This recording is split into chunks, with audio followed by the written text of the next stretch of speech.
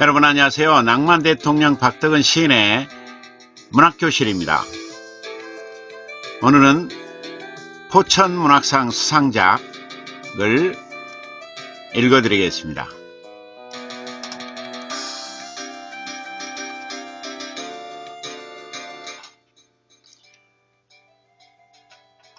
포천문학상 수상작 상처에서 흘러나온 말들.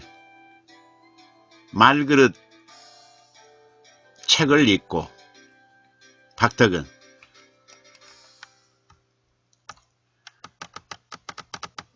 노년으로 들어선 나는 여전히 자존심 때문에 인간관계 속에서 갈등을 빚고 있다. 얼마 전에도 지인에게 오늘 이후로 각자의 길을 가자며 화를 냈다. 나이가 들었는데도 성숙한 대화를 하지 못한 내 자신이 한심해 우울했다. 그러던 어느 날 말그릇이라는 책을 후배한테 선물 받았다. 말 때문에 외로워지는 사람들이라는 글귀에 한참 동안 눈길이 머물렀다. 말이 주는 상처가 가장 아프다는 저자의 말이 어떤 위로처럼 다가왔다. 엇나갔던 지난날을 들여다보고 싶었다. 어디서부터 감정의 매듭이 꼬여 뒤틀린 말들이 시작됐는지 짚어보려고 조심스럽게 나에게로 들어서는 여행을 말그릇과 함께 시작했다.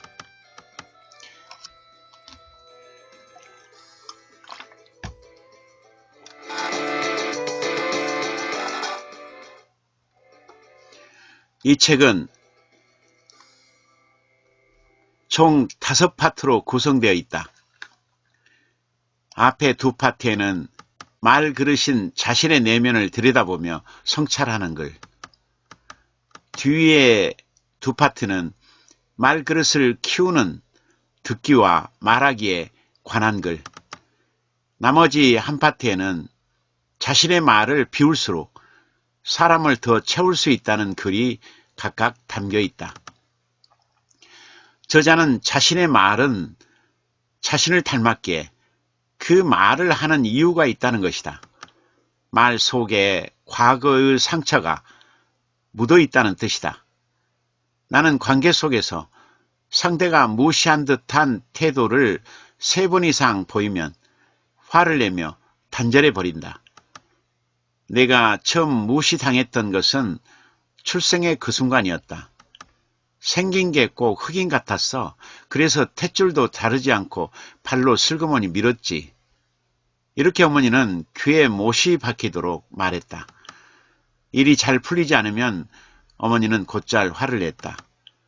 형 잡아먹고 태어난 놈, 저리 가. 내 바로 위의 형은 3살 무렵에 폐렴으로 갑자기 죽었다. 그 형은 달덩이처럼 이뻐서 모두들 동자승이라 불렀다. 이런저런 이유로 어머니의 가시돋친 말을 들으면서 자란 나는 스스로를 지키기 위해 강한 척해야 했다. 그렇게 어머니의 미움을 받던 10살 무렵 봄 소풍을 다녀온 날 밤부터 고열에 시달렸다. 옷 올라 몸이 부으면서 살갗이 흘고 진물이 흘렀다. 여러 약방에서 거칠 수 없다는 말에 내 처소는 안방에서 마루로, 마루에서 헛간으로 옮겨졌다. 가족의 바깥으로 밀려나 버린 것이다. 다행히 알아놓은 지 한 달가량 됐을 무렵 부기가 빠지기 시작했다. 다시 살아난 나는 마음속으로 어머니와 단절했다. 그때부터 지금까지 악화된 관계 속에서 더 이상 상처받지 않기 위해 나는 화라는 감정과 단절이라는 말을 선택했다. 하지만 저자는 자신이 쓰는 말들이 스스로 선택한 말이라기보다는 학습된 것일 수 있다고 주장한다. 과거에 경험한 말들과 현재의 말이 어떻게 닮아 있는지 살펴봐야 한다는 것이다. 아프고 불편해도 괜찮은 척 묻어두었던 그때의 일을 들여다보고 스스로를 이해시키는 과정이 필요하다고 한다. 나는 잠시 머뭇거렸다. 지금까지 그럭저럭 잘 살아왔는데 새삼스레 상처 깊었던 과거 그 시점으로 되돌아가고 싶지 않았다. 나의 이런 마음을 눈치챈 듯 저자의 글은 이렇게 이어졌다. 말이 퇴행된 지점을 살펴보면 대부분 크거나 작은 마음의 균열이 남아있다. 균열을 매만져 주지 않으면 불필요한 곳에 힘이 실린다. 맞는 말이다.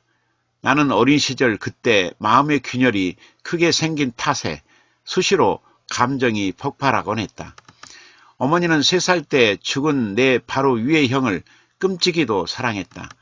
자식을 잃은 슬픔을 감당하지 못해 어머니는 나에게 자주 화를 내곤 했다. 언짢은 일이 생길 때마다 화부터 냈다. 그렇게 어머니의 상처에서 흘러나온 말들을 어느 결에 나도 모르게 학습했다. 무엇인가 잘못되어 부정적인 감정이 스며들 때마다 나도 버럭 화부터 냈다. 저자는 감정에 서툰 사람들이 분노라는 감정에 익숙해진다고 한다. 그러기에 더더욱 상황에서 빚어진 진짜 감정을 찾아야 한다고 말한다. 진짜 감정을 찾는다면 간절히 바라는 욕구를 알아차릴 수 있다는 것이다. 어린 시절 그때는 내가 너무 어려서 슬픔이라는 진짜 감정과 어머니에게 사랑받고 싶다는 욕구를 알아차리지 못했다. 하지만 앞으로는 부정적인 감정이 휘몰아칠 때 화라는 감정을 쉽게 집어들지는 않을 것이다. 물론 생각만큼 쉽지는 않겠지만 감정의 알아차림이라고 쓴 작은 스티커를 지갑에 붙여놓았다. 노력을 게을리하지 않기 위해서다. 알아차림을 통해서 부정적인 감정이 사라지면 뒤틀린 말을 비울 수 있고 비운 만큼 넓어진 공간에 경청이라는 귀를 열 수 있을 것이다. 언젠가는 내 말그릇을 키워 사람을 담을 수 있으리라. 내일은 얼마 전에 말다툼이 있었던 지인의 생일이라. 약간 머쓱하긴 하지만 용기를 내어 생일 축하 겸 식사라도 하자고 문자를 보내야겠다. 더 이상 상처받지 않기 위해 단절하자고 말했지만 내 안에 간절히 바라는 욕구가 있다는 것을 이제는 안다. 서로 아껴주고 배려하며 늘 함께하고 싶다는 것을.